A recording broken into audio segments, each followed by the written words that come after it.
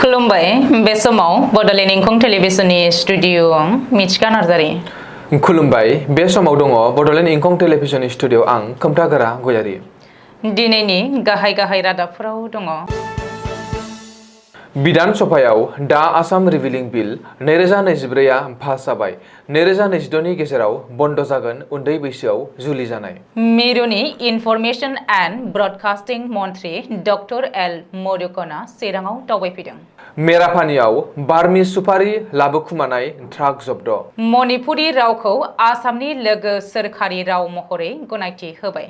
1 सेप्तेम्बरनिफ्राय गाइखेरनि बेसेना 3 रांसिम बांगोन। सालबारियाव सानै टिरनि माफियाखौ हमदों पुलिसा। सालबारिनि आवहाथायाव जेयाव नांनानै थानाय गिदिर अजगर जिबौ मोनदों। फिसायानो गावनि असे बिसिनि आखाइखौ हाना होनानै खारखुमानानै थादों।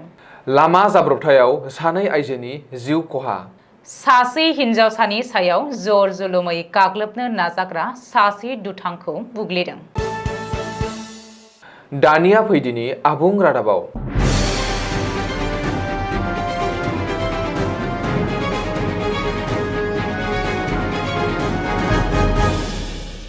आसाम बिधान सभायाव पास जाबाय दा आसाम रिभिलिं बिल 2024। बेनि उनावनो दा Assam Muslim marriage and divorce registration act 1932 आ बोखारजाबाय। मख'नो गोनांदि आसाम बिधान सभानि जर'खा जथुमाव बृहस्पतिबारखालि दा आसाम रिभिलिं बिल 2024 खौ पास खालामदों। मख'नो गोनांदि फैगौ 2026 मायथाइनि गेजेराव रायजोआव उन्दै बैसोआव जुलि जानाया बन्द जागोन। आसामनि बाहेरायाव उन्दै बैसोआव जुलि जानो हागौ, नाथाय आसामाव जानाय नङा होननानै गिबि मन्थ्रि डक्टर हिमन्त बिश्व शर्माया बिधान सभानि सदनाव गोख्रों रावजों बुंदों। बबेखानि साब रेजिस्ट्रार मावख'आव फैगौ असुबिदा मोनोब्ला आलादायै मुस्लिम साब रेजिस्ट्रार मावख' बानायनानै होगोन आरो बेयावनो रेजिस्टार खालामगोन। नाथाय सोरखारि मावख'आवसो मुस्लिम जुलि आरो डिवोर्सनि रेजिस्ट्रेशन खालामनाया जागोन। मुस्लिम जुलिनि रेजिस्ट्रेशननि थाखाय सिम्बलिक महरै 1 रांल' होनांगोन। रां खांनाया जोंनि थांखि नङा होननानैबो गिबि मन्थ्रिया बुंदों। बबेखानि हादरनि गेजेरावनो बांसिन मुसलमान सुबुं थानाय जम्मु काश्मीरावबो मुसलमान जुलिया सोरखारि मावख'आव रेजिस्टार जायो। केरेलायावबो सोरखारि मावख'आवसो रेजिस्टार जायो। आसामाव काजिफोरा 1935 मायथाइनिफ्रायनो खस्थ' खालामबोदों। नाथाय दानिफ्राय बे खस्थ'खौ खालामनो नांलिया होननानैबो गिबि मन्थ्रि डक्टर हिमन्त बिश्व शर्माया रोखायै बुंदों। मिरुनि मिन्थिहोनाय आरो फोसावदिं इनफरमेशन एन्ड ब्रडकास्टिं आरो पार्लियामेन्टारि एफेयार्स बिफाननि रायजोआरि मन्थ्रि डक्टर एल मरुगना बृहस्पतिबारखालि मोनाबिलियाव चिरां जिल्लायाव दावबायफैदों। मिन्थिनो हानाय बायदिब्ला मिरु मन्थ्रि डक्टर एल मुरुगना काजलगावआव थानाय चिरां जिल्ला बेंगिरि मावख'आव जिल्ला खुंथायनि मावख'गिरिफोरजों लोगोसे मिरु सोरखारनि बिथांखिफोर मावफुंनायनि बागै सावरायो आरो खौरां लायो। मिरु मन्थ्रिनि रिभिउ मेलाव बिजनी महकुमानि महकुमा बेंगिरि चिरां जिल्ला खुंथायनि जानानै चिरां जिल्लायाव मिरुनि बिथांखिफोर मावफुंनायनि खामानि सोलिगासिनो थानाय आरो दासिम आबुं जानाय खामानिफोरखौ फोरमायथियो। बे रिभिउ मेलाव मिरुनि रायजोआरि मन्थ्रि डक्टर एल मुरुगनजों लोगोसे रायजो सभानि एमपि रोनगोरा नार्जारि, क'क्राझार लक सभानि एमपि जयन्त बसुमतारी, पिटिसिनि मावफुं सोद्रोमा धनन्जय बसुमतारी, जिल्ला बेंगिरि भि बिजया भास्कर रेड्डी, चिरां जिल्लानि सावस्रि, सोलोंथाइ, गागि जौगाखां, समाज जौगाखां, हाग्रा दारिमिन आरो फालांगि बिफाननि गोजौ थाखोनि मावख'गिरिफोराबो बाहागो लादोंमोन। बृहस्पतिबारखालि हराव मेरापानियाव बार्मी सुपारि लाबोखुमानाय गंसे ट्राक जब्द खालामनो हादों। मेरापानि पुलिसनि गोख्रों सिग्रोमनायाव हमनो हादों गोबांथार बिबांनि बार्मी सुपारि स्मागलिं खालामनानै लाबोखुमानाय गंसे ट्राकखौ। जब्द खालामनो हानाय ट्राकनि नम्बरा AA01PC 7004। पुलिसा होसो होसो मेरापारिनि इस्लामपुर गामिनिफ्राय हमदों बे ट्राकखौ।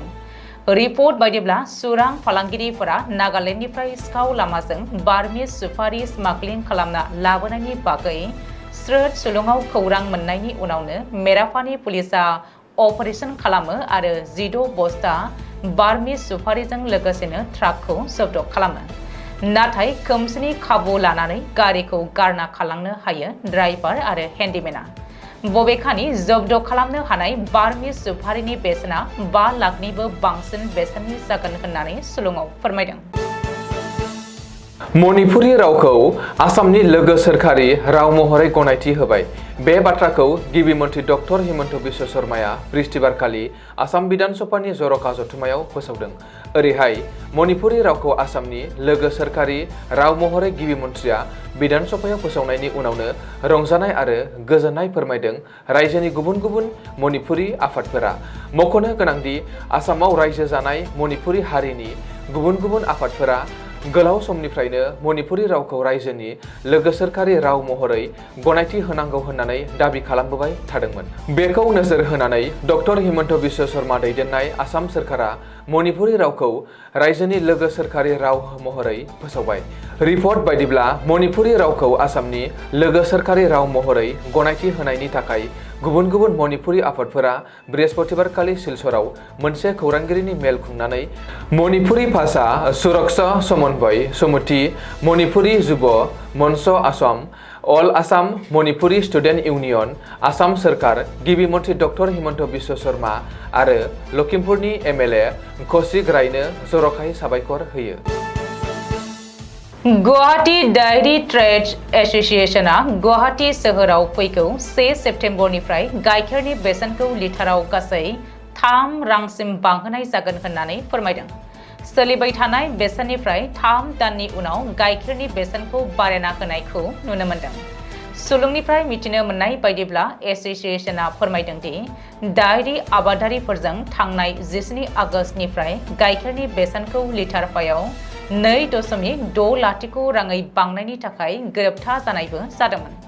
जायनि जाहोनाव फैगौ 1 सेप्तेम्बरनिफ्राय फाननायनि थाखाय गासै 3 राङै बारायना होनो थाखाय डायरी ट्रेड एसोसिएशना बुंथिदों।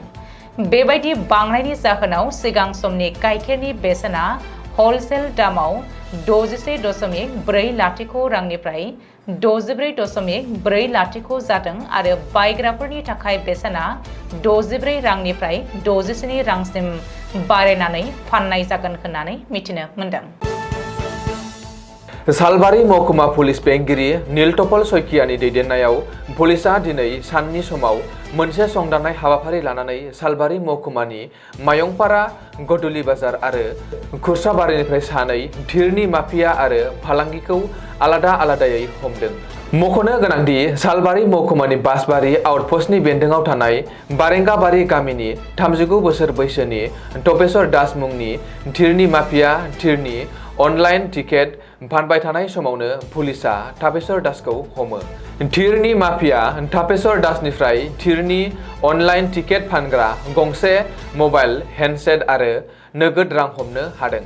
बेराफारसेथिं सालबारि महकुमानि गबरथना पुलिस थानानि बेन्दोङाव थानाय खुरसाबारि दैनिक बाजाराव खुरसाबारि गामिनिनो 45 बोसोर बैसोनि जुलहास आली मुंनि धीरनि माफियाया अनलाइन धीरनि टिकेट फानबाय थानाय समावनो पुलिसआ हमो जुलहास आलीखौ। धीरनि माफिया जुलहास आलीनिफ्राय अनलाइन धीरनि फालांगि खालामनायाव बाहायनाय मबाइल हेन्डसेट गंसे आरो नोगोद रां हमनो हादों पुलिसआ। बाक्सा जिल्लानि सालबारि महकुमानि आवहाथा गामि फोथाराव प्लास्टिकनि जेयाव नांनानै थानाय थासारियाव दिनै मासे गिदिर अजगर जिबौ मोनदों। मख'नो गोनांदि दिनै साननि 12 रिंगासो समाव आवहाथानि शिव मन्दिरनि साखाथियाव थानाय बाउन्डारियाव प्लास्टिकनि जेयाव सानानै दोननायाव मासे गिदिर अजगर जिबौआ प्लास्टिकनि जेयाव फानब्रेनानै नांनानै थानाय थासारियाव नुदोंमोन। नुनाय सुबुंफोरा मुलुग दोरोङारि नेरसोन थावनि हायुङारि मानास हाग्रामानि बिबानगिरिनो खौरां हरनायाव जाथाय जानाय जायगायाव हाग्रामानि एबा हाग्रा बिफाननि रेन्जार मावथिफोरा थांनानै गिदिर अजगर जिबौखौ हमो। फ्राय 8 फुटसो गोलाव गिदिर महरनि अजगर जिबौखौ हाग्रा बिफाननि मावफारियाफोरा हायुङारि मानास हाग्रामानि गुदु हाग्राबारियाव उदां खालामनानै हैगोन होननानै फोरमायदों। काछार जिल्लानि धलाई पुलिसआ शुक्रबारखालि जमलापुर गामियाव गावनि बिसिनि आखाइ हानानै होग्रा दायनिगिरि फिसायखौ सन्देह खालामनायनि उनाव संदानना नागिरनो नाजानाय जाथाया सोराङाव फैदों। सुलुङाव मिन्थिनो हानाय बादिब्ला बे गिथावना जाथाया थांनाय मोनानि समाव आखाइ हाना होनायनि जाहोनाव आइजोनि देहानिफ्राय गोबां थै गनायनि जाहोनाव लोरबां जायो, जायनि जाहोनाव फिसाया जाथायसालिनिफ्राय खारखुमानायनि उनावनो नसुंसेनि सुबुंफोरा रैखा खालामनानै बिखौ सिलचर मेडिकेल कलेज हस्पिटालाव लानानै थांनाय जादोंमोन। नाथाय बिनि लोरबांथिखौ नुनानै डाक्टरफोरा गुवाहाटीआव दैथायहरफिननाय जायो। आइजोनि फिसाय रफिक उद्दिना गावनि बिसि रुबि बेगमजों माखासे नखरारि बाथ्राफोरखौ लानानै दावराव दावसि जालुबाय थायोमोन। नसुंसेनि नखरनि सुबुंफोराबो बिसोरनि दावराव दावसिनि सोमोन्दै लोगोसेनो थांनाय मोनायाव बारानिफ्राय बारा दावराव दावसि जानायनि जाहोनाव बेबायदि गिख्रंथाव जाथाया सोमजिखांदोंमोन होननानै फोरमायथिनानै होबावदों। बबेखानि बिसोरहा गासै साथाम, सासे 5 बोसोरनि, सासे 2 बोसोरनि आरो सासेया 6 दानसोनि गथ'बो दंमोन होननानै मिथिनो मोननाय जादों। दरं जिल्लानि पिपरा दखान सकआव शुक्रबार फुंनि समाव लामा जाब्रबथायाव हरखाबै सानै आइजोआ दुखुनांथावै जिउ खहा जादों। बे दुखुनांथाव जाथाया 15 नं राजा लामायाव सिनाय मोनै गंसे गारिया जेब्ला गोख्रैथियै खारबोनायाव हरखाबै सानै आइजोखौ सौख्रांनायनि जाहोनाव दुखुनांथावै सानैबो जायगायावनो जिउ खहा जादों। सौग्रावखांनायनि उनावनो जाथायसालिनिफ्राय गारिया लोगो लोगो खारखुमादों होननानै मिथिनो मोननाय जादों। जाब्रबथायाव जिउ खहा जानाय आइजोखौ रिना बरुवा 45 बोसोर आरो जाहुन बरुवा 46 बोसोर होननानै मिथिनो मोननाय जादों। गोब्राब जोखोम जानायनि जाहोनाव मंगलदै सिभिल हस्पिटालाव फाहामथाय होनो लानानै थांनाय जादोंमोनब्लाबो दसे समनि उनावनो जिउ गोमादोंमोन। बबेखानि बिसोर सानैखौबो मंगलदै जिल्लानि पाताल सिंफारा गामिनि थागिबि होननानै मिथिनो मोननाय जादों। बिश्वनाथ सारियालियाव सासे दुथां सुबुङा खाबु लानानै सासे हिन्जावसानि सायाव जरजुलुमै गाग्लोबनो नाजानायाव नखरनि सोद्रोमाफोरजों लोगोसेनो जायगानि सुबुंफोरा बृहस्पतिबारखालि हमनानै बुग्लिनायनि उनावसो पुलिसनो गथायनानै हरनाय जायो। सुलुङाव फोरमायथिनाय बायदिब्ला बिश्वनाथ सारियालिनि तिलपुर साहा बागानाव बेलासिनि 7 रिंगासोआव खामानि मावनायनिफ्राय फैफिननाय समाव खोमसि समखौ खाबु लानानै सासे दुथां सुबुङा हिन्जावसानि सायाव मुगैथाव खामानि मावनो नाजादोंमोन होननानै मिथिनो मोननाय जादों। जेब्ला हिन्जावसाया खारग'नो नाजादोंमोन अब्ला दुथां दायनिगिरि कृष्ण बासवारा बिनि सायाव गाज्रि आखु बाहायो। बबेखानि बिनि आखाइनिफ्राय हिन्जावसाया खारग'दोंमोन आरो साखाथियाव थानाय सुबुंफोरा बिखौ हमनो मोननाय जायो, जायनि जाहोनाव जायगानि गोबां सुबुंफोरजों लोगोसेनो नखरनि सुबुंफोरा ओंखारनानै दायनिगिरिखौ बुग्लिखांनायनि उनाव पुलिसनो गथायनानै हरनाय जायो। दासान्दि बिश्वनाथ पुलिसआ जोखोम जानाय दुथां सुबुंखौ फाहामथाय होनो फाहामसालियाव दैथायहरनायजों लोगोसेनो जायगानि आरो नखरनि सुबुंफोरा पुलिसनियाव दायनिगिरिनि बेरेखायै गोख्रों साजा होनो दाबि दैखांनाय जादों।